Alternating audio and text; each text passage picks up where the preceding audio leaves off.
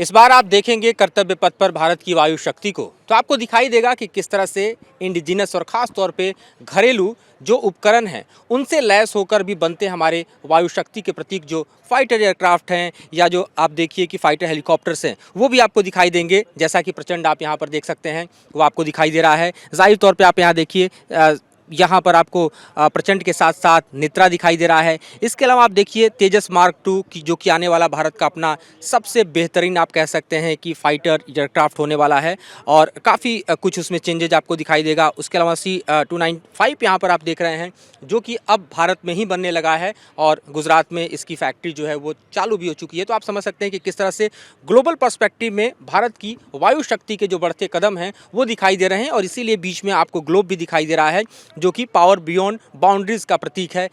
सबसे पहले इसी थीम को हम डिफाइन करना चाहेंगे, किस तरह से आप देख रहे हैं पावर बियॉन्ड बाउंड्रीज को। पावर बियॉन्ड बाउंड्रीज से हमारा मतलब ये है कि अब हम इंटरनेशनल प्लेटफॉर्म पे इंडिया को रिप्रेजेंट कर रहे हैं, चाहे वो किसी भी कंट्री की एक्सरसाइज हो। हम ऑलमोस्ट हर कंट्री की एक्सरसाइज में पार्टिसिपेट करते हैं, चाहे वो हमारे फ्लायर्स हों, चाहे वो हमारे गरुड़ कमांडोज हों। किसी भी फील्ड में कोई भी एक्सरसाइज होती है तो we participate in that and of course we use our equipments which are indigenised in हमारी ही कंट्री में जो बन रहे हैं।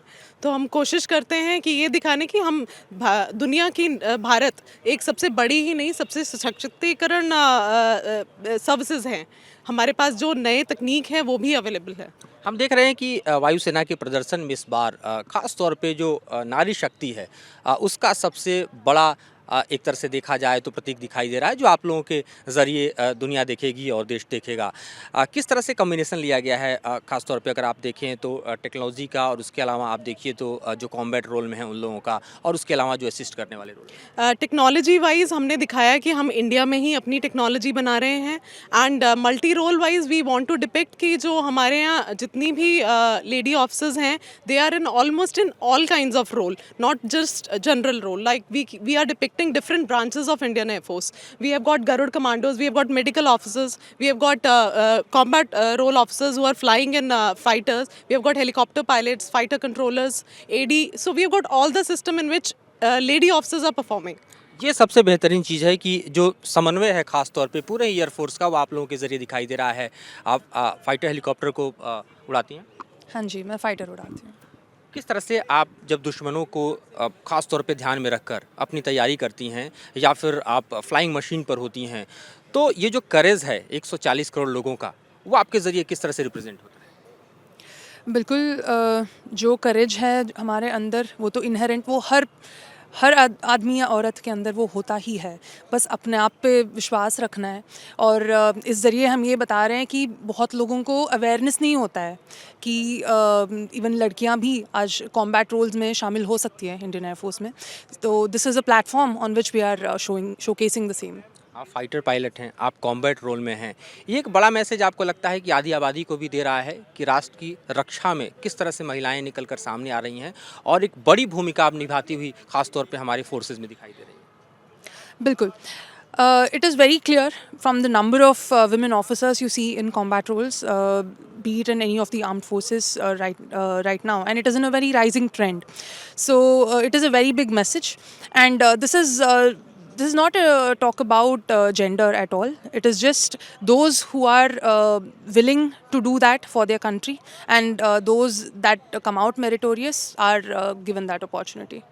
धन्यवाद। आपसे जानना चाहूँगा कि आपका इंडियन एयरफोर्स में किस तरह का रोल है और किस तरह से आपको लगता है कि आप अपने रोल को इस बार रिप्रेजेंट कर रही हैं कर्तव्य पथ पर।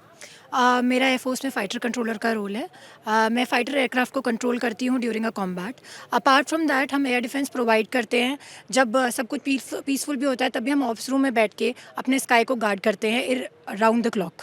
सो ये है मेरा रोल एयरफोर्स में और इस बार प्लेटफॉर्म में बस मैं ये शो करना चाहते हैं कि even we have women officers who are carrying out the role of controllers as a fighter controller. They are also controlling the fighter aircrafts when they are during the combat.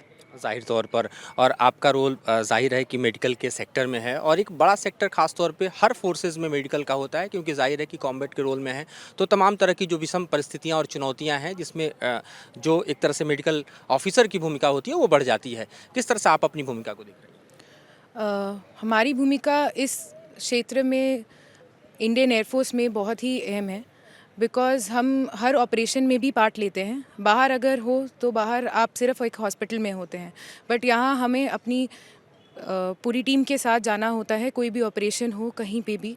और हमारी बहुत ही अच्छी opportunity है ये हमारे लिए।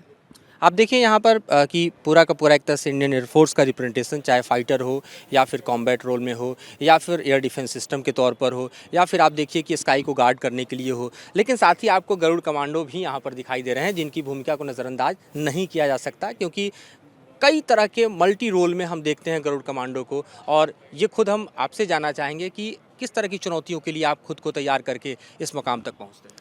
जी, जैसा कि आपने स्वयं कहा, कई तरह के ऐसे रोल्स हैं जहाँ पे गरुड़ कमांडोज़ ने अपने आप को प्रूव किया है पिछले 17 साल की रेजिंग में।